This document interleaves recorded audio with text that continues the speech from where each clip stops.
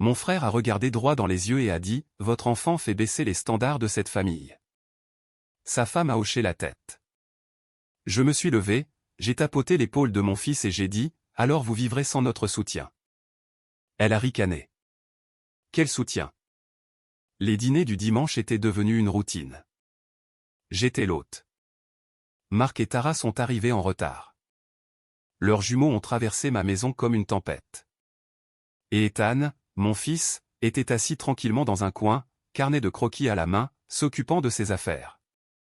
Il n'a jamais été bruyant, jamais eu besoin d'être le centre de l'attention.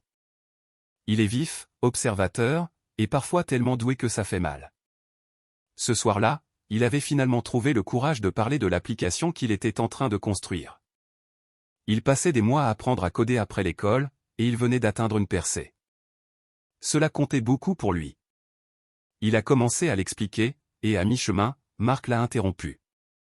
Il m'a regardé droit comme s'il me rendait service et a dit, « Votre enfant fait baisser les standards de cette famille. » Juste comme ça, je n'ai même pas eu le temps de réagir avant que Tara laisse échapper un petit rire et hoche la tête. Il a réellement acquiescé comme si c'était une vérité que je n'avais pas encore acceptée. Ethan est devenu silencieux. Je l'ai regardé. Il a cligné des yeux quelquefois, a fermé son carnet de croquis, et j'ai pu voir que l'étincelle qu'il ressentait venait d'être écrasée. J'ai eu un nœud à l'estomac. Je me suis levé, je lui ai dit d'aller dans sa chambre, et quand il est parti, je me suis tourné vers eux. « Alors vous vivrez sans notre soutien. » Tara a roulé des yeux et a demandé, « Quel soutien ?» C'est à ce moment que j'ai sorti mon téléphone, ouvert mon application bancaire, et leur ai montré exactement à quoi ressemblait le soutien. Ils ont fixé l'écran, et c'était comme si quelque chose avait changé. Ils n'ont pas dit un mot, mais je savais ce qui leur traversait l'esprit, la maison qu'ils venaient de rénover, mon argent. Les frais de scolarité privée des enfants j'en couvraient une partie depuis maintenant 2 ans, le véhicule utilitaire sport dans leur allée dont j'étais le co-signataire et dont les paiements provenaient de moi. Ils agissaient toujours comme s'ils me rendaient service en venant, comme s'ils étaient la branche prospère de la famille. Ils n'avaient aucune idée de la profondeur de mon aide. Je n'ai pas crié. Je n'ai pas fait de discours. J'ai juste tourné le téléphone et j'ai commencé à taper. Premièrement, les virements récurrents vers leur compte joint, supprimés. Deuxièmement, j'ai ouvert un nouvel onglet de navigateur et j'ai annulé les paiements de scolarité automatiques. Troisièmement, j'ai cliqué sur le site de prêt et j'ai supprimé mon paiement automatique pour le véhicule utilitaire sport. Il devrait s'en occuper maintenant. Marc est resté là comme s'il ne pouvait pas traiter ce qui se passait. Le visage de Tara était figé. Je ne leur ai pas demandé de partir. Je suis juste retourné à la cuisine, j'ai raclé les assiettes et j'ai jeté le cheesecake intact à la poubelle. Ils sont partis sans un mot. Cela aurait dû être la fin de l'histoire, mais ça n'a pas été le cas, car les couper financièrement n'était que le début. Je pensais que ce serait net, mais ils n'avaient aucune idée à quel point ils étaient réellement dépendants. Et je n'avais aucune idée jusqu'où ils iraient une fois que l'argent se tarirait. 3 jours passèrent, pas de texto, pas d'appel, silence complet. Je pensais qu'ils essayaient de faire semblant, peut-être attendaient-ils que je revienne en rampant ou prétendaient qu'ils s'en moquaient. Je les connaissais assez bien pour m'y attendre. Mais le 4e jour, j'ai reçu un texto de Tara, et « As-tu touché à nos virements bancaires ? Il y a quelque chose qui ne va pas avec la scolarité des jumeaux, aussi. » Je n'ai pas répondu. 2 heures plus tard, Marc a appelé. J'ai laissé sonner jusqu'à ce qu'il s'arrête. Puis il a essayé encore et encore. La 4e fois, j'ai répondu et j'ai dit un seul mot, oui. Il a fait une pause d'1 seconde, puis a dit quelque chose comme « Tu es sérieusement en train de faire ça ?» à propos d'un commentaire. Mais ce n'était pas juste un commentaire. C'était des années de piques silencieuses, de regards suffisants, la façon dont il traitait Ethan comme s'il était inférieur juste parce qu'il n'était pas aussi bruyant et tape à accent grave l'œil que leur garçon. Ce dîner n'était pas la première fois, c'était juste le plus direct. Je lui ai dit que s'il avait besoin d'aide maintenant, il pouvait essayer de baisser ses propres standards. J'ai raccroché. En 1 semaine, l'école a appelé Tara, la scolarité n'était pas passée. Leurs jumeaux ont été temporairement suspendus des cours jusqu'à ce que la situation soit réglée. C'est là que les appels ont vraiment commencé. Elle a d'abord essayé de jouer la carte polie, puis la culpabilité. J'ai ignoré chaque message. Je n'étais pas mesquin, j'en avais assez de financer le manque de respect. Puis le véhicule utilitaire sport a disparu de leur allée, repris par la société de crédit. Marc m'en a blâmé aussi. Apparemment, il pensait que je continuerais à payer quoi qu'il arrive parce que c'est ce que fait la famille. Je n'avais cependant pas fini. J'ai appelé mon comptable et j'ai fait réorganiser quelque chose. La maison dans laquelle il vivait était toujours techniquement à mon nom. Je l'avais achetée à prix réduit pendant la baisse du marché et je les avais laissés y vivre avec l'accord qu'ils finiraient par prendre en charge l'hypothèque. Ils ne l'avaient pas fait, pas un seul paiement complet par eux-mêmes. J'ai donc fait le pas suivant, envoyer une lettre formelle par l'intermédiaire de mon avocat. Ils avaient 60 jours pour quitter les lieux ou commencer à payer un loyer au prix du marché réel. Tara s'est présentée à ma porte cette nuit-là, seule, agissant comme si tout était un malentendu. Je ne l'ai pas invitée à entrer. Elle est restée dehors essayant de pleurer, disant que Marc ne le pensait pas, qu'il était stressé. Ce garçon dit des choses stupides. Puis elle a dit la partie qui a révélé ses intentions, « Nous sommes votre famille. Vous nous devez cela. » C'est là que j'ai ri. Ils avaient passé des années à traiter Ethan comme s'il ne faisait pas partie de cette famille, comme s'il ne comptait pas. Et maintenant, soudainement, je leur devais quelque chose. J'ai fermé la porte. Ce que je ne savais pas à l'époque, c'est à quel point les choses allaient devenir mauvaises. Parce que lorsque l'orgueil et le désespoir se mélangent, les gens commencent à faire des choses stupides. Et Marc était sur le point de faire quelque chose qui me ferait me demander à quel point j'avais vraiment connu mon propre frère.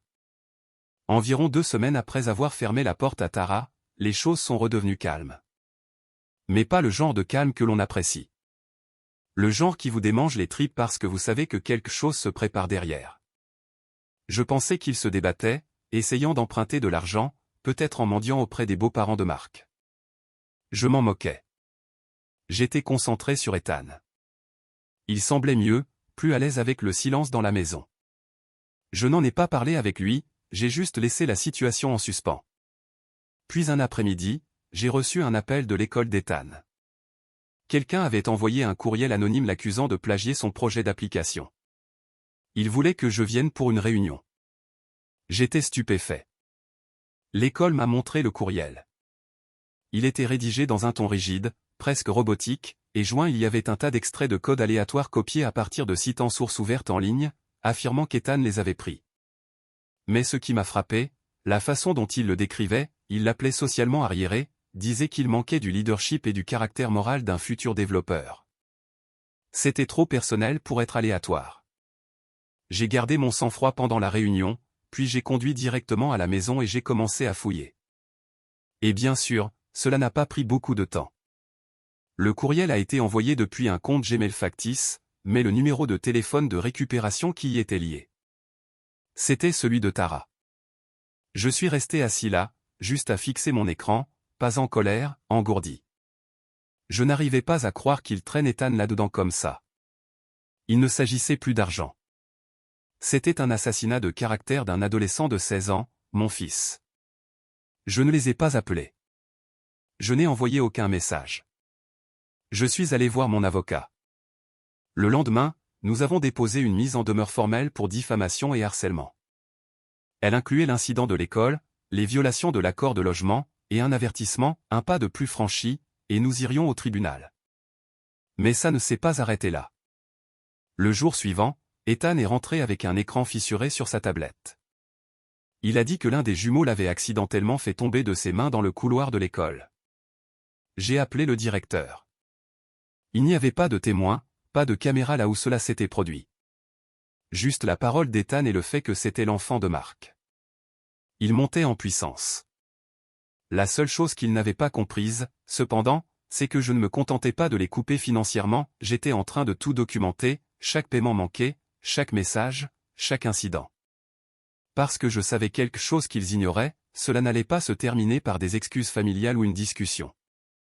C'était la guerre. Je ne m'attendais pas à ce que les choses dégénèrent aussi vite. Mais avec le recul, j'aurais peut-être dû.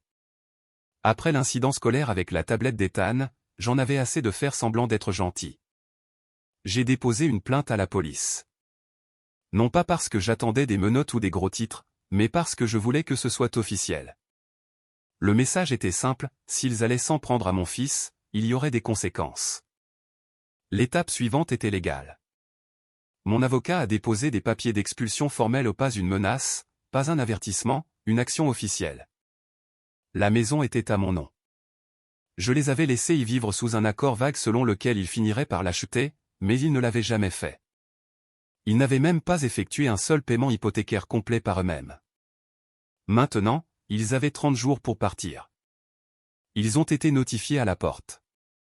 Pas de texto, pas d'appel, pas immédiatement. Au lieu de cela, le lendemain, Marc s'est présenté à mon bureau sans prévenir. La sécurité m'a appelé depuis le hall. Je leur ai dit de le faire monter, surtout parce que je voulais le regarder dans les yeux. Il est entré avec l'air de quelqu'un que je reconnaissais à peine, des cernes sous les yeux, le costume froissé, la cravate dénouée comme s'il n'avait pas pris la peine de finir de s'habiller. Il ne s'est pas assis, il est resté debout essayant de trouver comment commencer. Il a dit que j'allais trop loin. A dit que nous étions une famille. A dit qu'Ethan était juste trop sensible. Je n'ai pas dit grand-chose du tout. Je l'ai laissé radoter. Puis je lui ai dit froidement, tout ça a commencé parce que vous avez manqué de respect à mon fils. Puis vous et votre femme avez essayé de saboter son avenir. Vous pensiez que je serais toujours le filet de sécurité. Vous vous êtes trompé. Il a essayé de négocier. A demandé plus de temps pour déménager. A demandé si je pourrais envisager de réactiver les paiements du véhicule utilitaire sport. A même laissé entendre que si je l'aidais à se remettre sur pied, il arrangerait les choses avec Ethan. Je lui ai dit de partir. Il n'est pas parti tant que je n'ai pas décroché le téléphone et dit à la réception d'envoyer quelqu'un. C'était la dernière fois que je l'ai vu en personne. 10 jours plus tard, une voisine, Janine, 2 portes plus loin, m'a envoyé une photo par texto, un camion de déménagement devant la maison. J'ai conduit là-bas cette nuit-là et je me suis garé en bas de la rue, les regardant de loin. Marc était en jogging en train de traîner des cartons. Tara était au téléphone, marchant nerveusement, criant sur quelqu'un. Les jumeaux étaient assis sur le trottoir avec leur sac à dos comme si personne ne leur avait dit ce qui se passait jusqu'à ce matin-là. Ils sont partis au bout de 24 jours. Ils ont emménagé dans une location délabrée de l'autre côté de la ville, pas un endroit dont ils se vanteraient sur les réseaux sociaux. Les comptoirs en granit et la piscine arrière avaient disparu. Le véhicule utilitaire sport Lexus, repris 2 semaines plus tôt, aussi. L'école a retiré l'inscription des jumeaux après le 2e défaut de paiement de la scolarité. Tout ce sur quoi ils avaient bâti leur image était en train de se fissurer. Je pensais qu'ils se tairaient après ça, au juste lécher leur plaie et disparaître. Mais non. Une semaine plus tard, j'ai reçu un appel de Simon, un vieil ami commun. Je n'avais pas eu de nouvelles de lui depuis des mois. Il m'a dit que Tara demandait le divorce. Au début, je n'y croyais pas. Il a dit qu'elle parlait aux gens derrière le dos de Marc, déformant son histoire, tout lui reprochant. A dit qu'il l'avait manipulé vers la ruine financière, qu'il avait brûlé les ponts avec tous ceux qui avaient essayé d'aider. Apparemment, elle avait même dit à quelqu'un que Marc avait toujours été jaloux de moi, qu'il ne pouvait pas supporter que sa petite sœur ait plus de succès. Ça aurait été drôle si ce n'était pas si pathétique. Elle réécrivait toute l'histoire.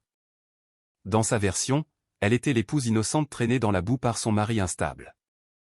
Elle a omis la partie où elle riait pendant qu'il insultait mon enfant, omis le faux courriel qu'elle avait envoyé à l'école d'Ethan, omis la façon dont ses jumeaux avaient harcelé physiquement les miens. Mais ce qui m'a vraiment frappé, c'est ce que Simon a dit en dernier. Il avait vu Marc. A dit qu'il buvait à nouveau, seul, en colère, sans emploi. Le divorce l'avait pris par surprise. Tara avait vidé ce qu'il restait de leur compte commun et s'était enfuie, emmenant les enfants avec elle. Marc était en train de se désintégrer. Cet homme qui s'était autrefois tenu dans ma maison devant mon fils et avait dit qu'il faisait baisser nos standards familiaux vivait maintenant dans un appartement d'une chambre qu'il ne pouvait pas se permettre. Buvant pendant les après-midi et regardant sa vie entière se désintégrer en temps réel. J'aurais dû ressentir du soulagement, de la victoire, quelque chose.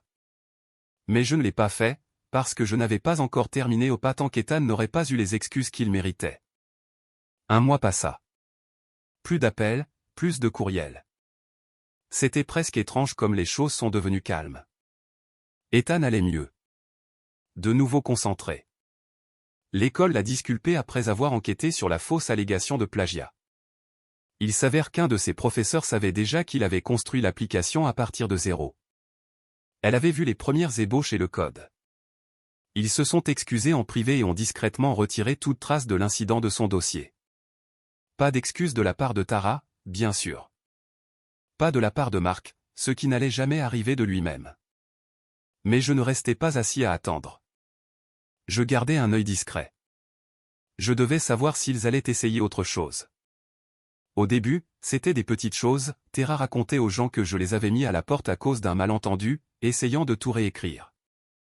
Mark avait surtout disparu des réseaux sociaux, hors des radars, jusqu'à ce qu'un de ses anciens collègues, Travis, me contacte. Il ne voulait rien. Il voulait juste parler. A dit qu'il avait quitté leur cabinet 3 mois plus tôt et qu'il pensait que je devrais savoir quelque chose. Mark utilisait l'argent de l'entreprise. Pas des sommes énormes, pas assez pour déclencher des signaux d'alarme immédiatement, mais des dépenses personnelles constantes dissimulées dans les budgets clients, quelques surclassements de vols internationaux facturés comme réunions stratégiques. Quelques licences logicielles non approuvées ou des milliers, peut-être des dizaines de milliers. Et devinez quoi? Lorsque le cabinet a finalement fait un audit complet après son départ, ils ont tout trouvé. Il n'est pas parti, il a été renvoyé, discrètement. Ils l'ont laissé démissionner pour éviter des ennuis juridiques. C'est pour ça qu'il s'était présenté à mon bureau ce jour-là comme s'il avait vieilli de 10 ans. Il savait déjà que c'était fini. Ce véhicule utilitaire sport que j'avais arrêté de payer. Il couvrait son image. La maison. Je ne les sauvais pas, j'étais la seule chose qui l'empêchait de sombrer. La situation s'est aggravée. Tara était déjà au courant de la fraude.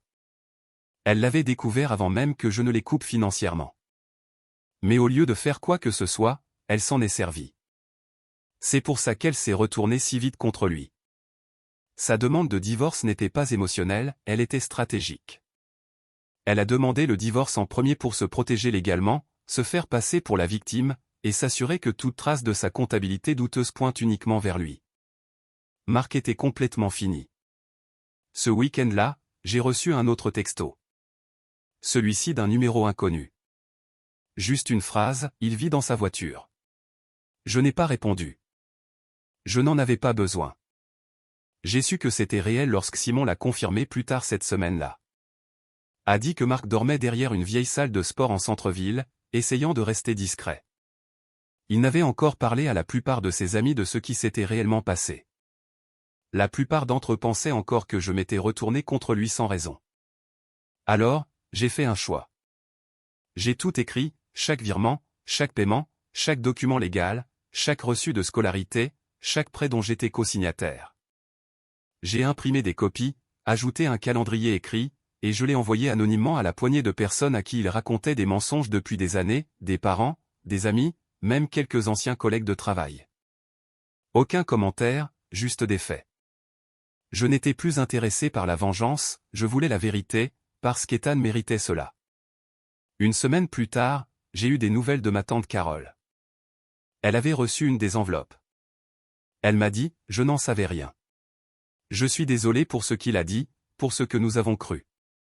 Un par un, les gens ont cessé de l'appeler. Mais la vraie fin n'est arrivée qu'un jeudi soir. Calme. Ethan était dans sa chambre en train de travailler sur une nouvelle version de son application. J'étais dans la cuisine, à mi-chemin de la préparation du dîner, quand j'ai entendu frapper. Pas la sonnette. Un coup frappé. J'ai ouvert, et debout là se trouvait Caleb, le jumeau aîné de Mark, 17 ans maintenant, plus grand que je ne me souvenais. Woody, sac à dos jeté sur une épaule. Pas de voiture. Je n'ai rien dit au début. J'ai juste attendu. Il avait l'air nerveux, mais il n'a pas tardé. Je dois juste vous parler de mon père, de tout ça. Je l'ai laissé entrer. Il n'a pas perdu de temps. A dit que sa mère les avait déplacés dans une maison de ville à l'étage avec son nouveau petit ami, un gars qu'elle avait rencontré pendant le divorce. Elle parlait déjà de se remarier. Mark, il ne l'avait pas vu depuis presque 2 mois. A dit que la dernière fois qu'il l'avait vu, Mark avait l'air de ne pas s'être douché depuis des jours. Il dormait dans sa voiture, parlait à peine, buvait constamment, blâmant tout le monde sauf lui-même. Caleb a dit qu'il n'était pas venu pour la sympathie. Il était venu pour la clarté. Il voulait savoir si ce qu'il entendait était vrai, à propos de l'argent, de la fraude, de l'expulsion, de la façon dont j'avais payé pour tout ce qu'ils avaient l'habitude de prétendre être à eux. Alors, je lui ai tout dit. Je l'ai gardé simple.